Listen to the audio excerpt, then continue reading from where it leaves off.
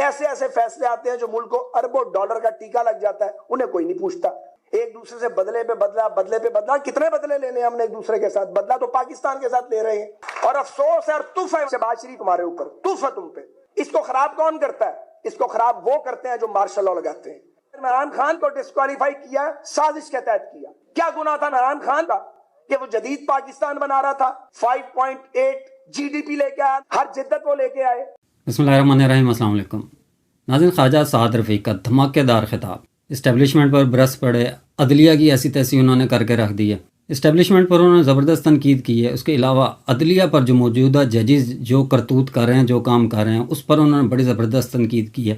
اس کے علاوہ بڑی مزیدار بات، انہوں نے شہباز شریف پہ لعنت بھیجی ہے. انہوں نے کہا کہ بڑا افسوس ہے، تم نے پہلے بھی واردات ڈالی، جھوٹ بولا، اور اب بھی تم وہی واردات ڈال رہے ہو. خواجہ سعد رفیق نے کہا کہ نواز شریف کو سمجھ آ گئی ہے لیکن تجھے سمجھ نہیں آئی. اس کے علاوہ سب سے اہم بات، عمران خان کے حق میں انہوں نے کہا کہ عمران خان کا کیا گناہ ہے، وہ تو بڑی زبردست معیشت لے کے آگے چل رہا تھا.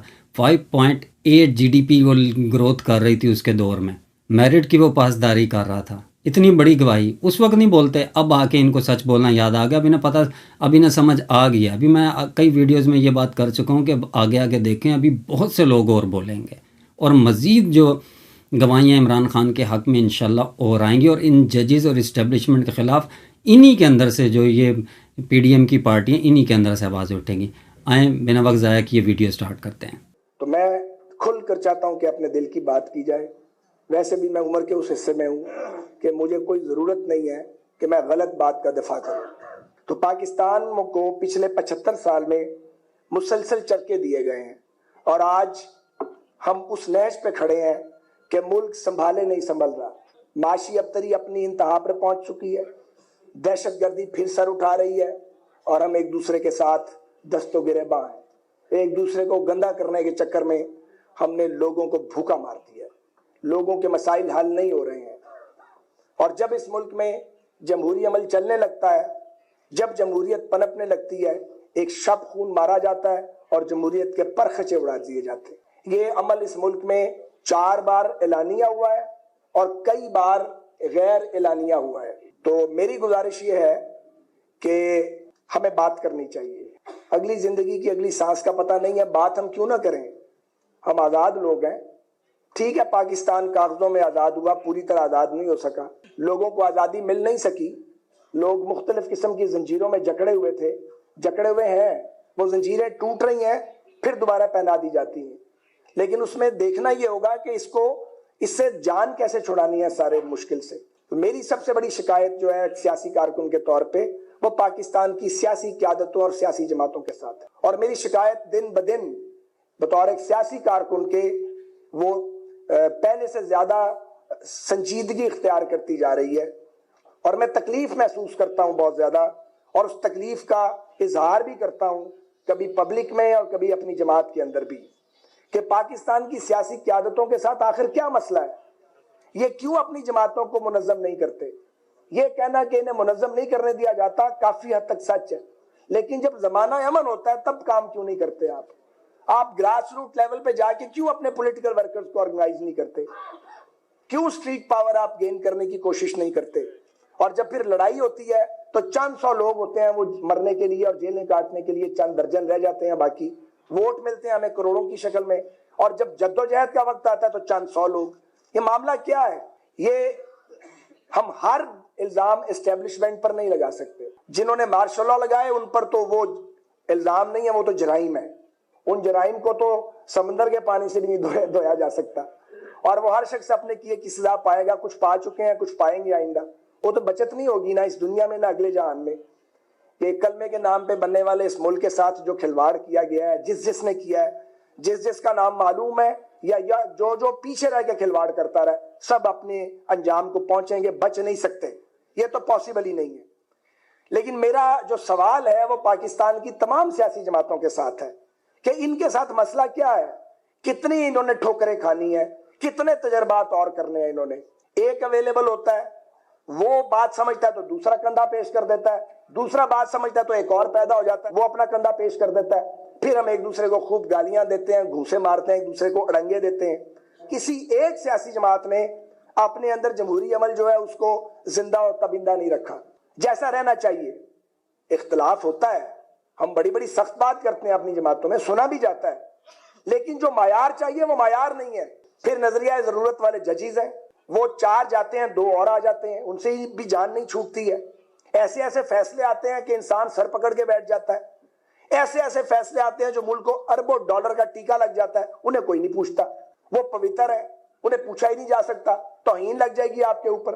अब तो वो वक्त आ गया कि लोग चाहते हैं कि उन पे तौहीन लगाई जाए, क्योंकि मुल्क की तौहीन तो ना की जाए, आइन और जमहूरियत की तौहीन तो ना की जाए। कोई अपने रिश्तेदारी की बुनियाद पे फैसले देता है, कोई अपने चैम्बर। ये कोई तरीका है? इस तरह चलते हैं मुल्क? 22 करोड़ का ये मुल्क है, हमने एक दूसरे के साथ बदला तो पाकिस्तान के साथ ले रहे हैं। अंदाजा है कि इस वक्त मुल्क कहां खड़ा है। हम अपने घर छोड़ आए पार, हम बहाजर होके आए, सब कुछ छोड़ आए, अच्छे खासे खाते पीते लोग थे हम में से बहुत सारे, यहां आके हाथों पांवों से काम करना पड़ा। हम गद्दार हो सकते हैं जिन्होंने ये मुल्क बनाया है? तो फैसला तो हमने करना था कि पाकिस्तान किधर जाएगा, फैसला कोई और करता रहा। यहां पे ये कबूल नहीं है, बिल्कुल भी ये नाकाबिले कबूल है। और अफसोस है और तुफ है शहबाज शरीफ हमारे ऊपर, तुफ है तुम पे कि जो बात मियां नवाज शरीफ को समझ आ गई, तुम्हें समझ क्यों नहीं आई? चलो तुमने एक बार वारदात कर ली, एक बार तो सबों ने वारदात की, तुम फिर वारदात करना चाहते हो? कितने इमैच्योर आदमी हो तुम, कितने सतही शख्स हो तुम, कितना अफसोस है। क्या मैं आपको समझता था और क्या आप निकले हैं? कितना ताल्लुक था आपके साथ? क्या किया आपने? झूठ ही झूठ, झूठ ही झूठ, झूठ ही झूठ, गंद ही गंद, इतना गंद।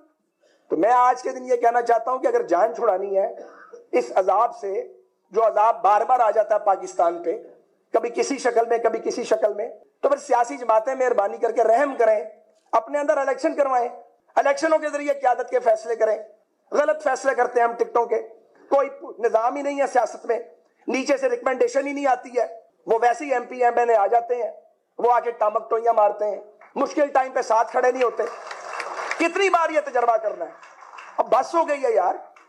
जवान जहान थे, टीनेजर थे जब आए थे, मैं 60 साल क्रॉस कर गया हूं, अभी भी नहीं बोलना तो कब बोलना है? कब्र में जाके बोलेंगे, बोलना पड़ेगा। ये जमहूरियत है। इसको खराब कौन करता है? इसको खराब वो करते हैं जो मार्शल लॉ लगाते हैं, इसको खराब वो करते हैं वो जजेस जो नजरिया जरूरत के तहत फैसले देते हैं। तुम हो कौन? तुम कैसे इंसाफ नहीं दोगे? नहीं दिया इंसाफ। मैं नाम नहीं लेता, जेलों में जब आप लोगों को बुला के कहते हैं कि वजीर आला बन जाओ और फॉरवर्ड ब्लॉक बनाओ, शर्म आती है? इर्द गिर्द ही हमारे किरदार। मैं नाम नहीं लेता।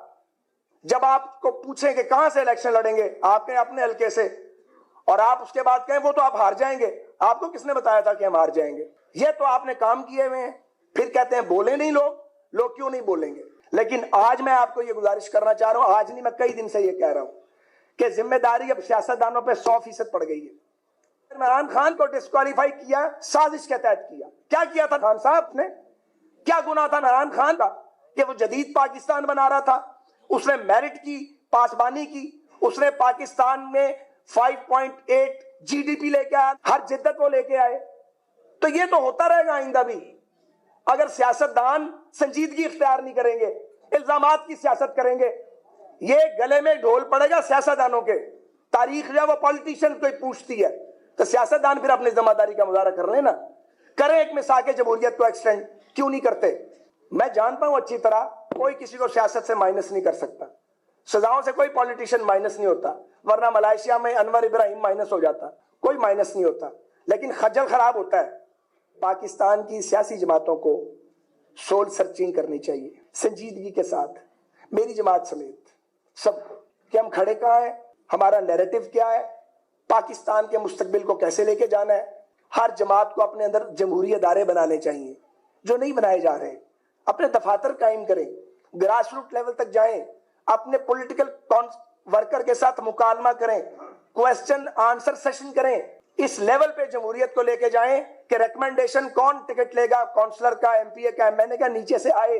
ये डुएबल्स हैं, ये हमने कई बार लिख लिख के तजावीज दी हैं। कोई पार्टी नहीं करती, कोई मेन स्ट्रीम पार्टी नहीं करती। डायनेस्टिक पॉलिटिक्स पाकिस्तान का मुस्तकबिल नहीं है।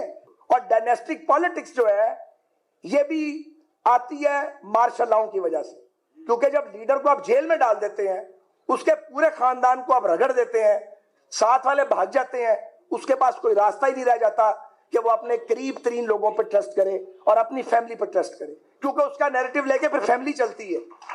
سو یہ گناہ بھی ان کے سارا ہے جو لیڈروں کی ڈاؤن سائزنگ کرتے ہیں، مگر لیڈران کو بھی سوچنا چاہیے کہ وہ اپنی جماعتوں کے اندر جمہوری انتخابی سیاسی عمل کو چلائیں، اپنا نیریٹو ڈیموکریٹک نیریٹو لے کے جائے گا۔